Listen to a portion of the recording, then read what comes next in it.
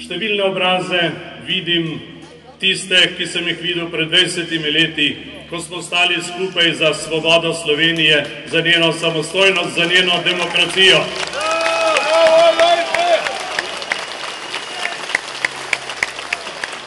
In pred 20 leti smo uspeli, ker smo stopili skupaj, ker smo mislili na tisto, kar je dobro za vse nas.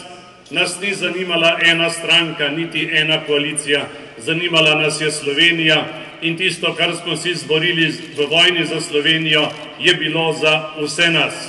Danes pa smo, gospe in gospodje, razdeljeni zaradi tega sporazuma, ki je nejasen, je dvoumen in vodi v nepredvidljive rezultate. 1000 in več let živimo s sosedi Hrvati v miru. Edini problemi, ki jih imamo z njimi, so povezani s skupno preteklostjo v komunistični Jugoslaviji. Vse druga stoletja smo živeli tako, kot se spodobi.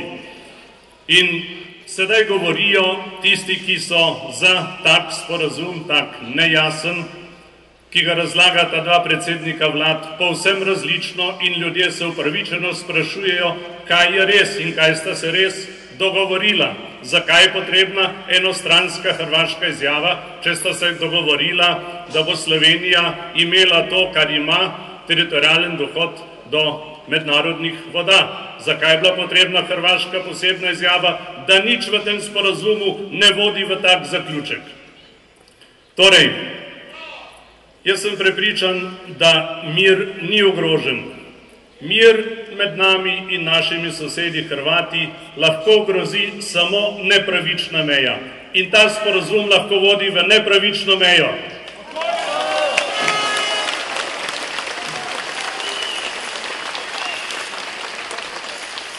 Pravijo, gospe in gospodje, da gre za to, ali bo močnejši Janša, ali bo močnejši Pahor.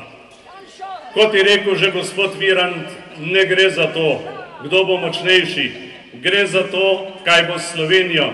Gre za to, ali bomo ohranili tisto, kar je naše, ali bomo dali odločati tretjemu, da se odloča o tem, kar je po naši ustavi naše, o tem, kar je ustavno sodišče reklo, da se ne sme deliti, kar je državni zbor rekel, da se ne sme deliti. Poglejte si, gospe in gospodje, zemljevid vlade, na internetu ga dobite. V izhodiščni poziciji imamo odstop od tega stališča, izdajo pozicije parlamenta in ustavnega sodišča in če je ta vlada pripravljena že na izhodišču popustiti, potem mi ne moramo priti do pravične meje.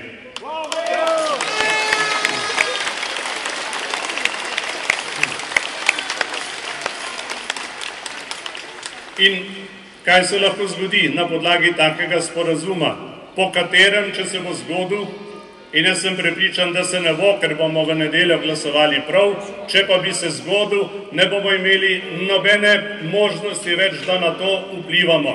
Ta sporazum, če se realizira, pomeni dokončne odločitve.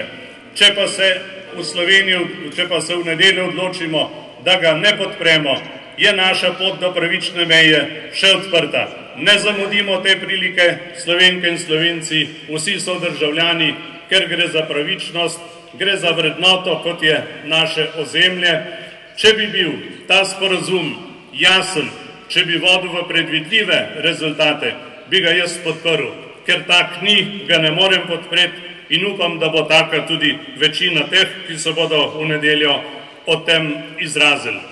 In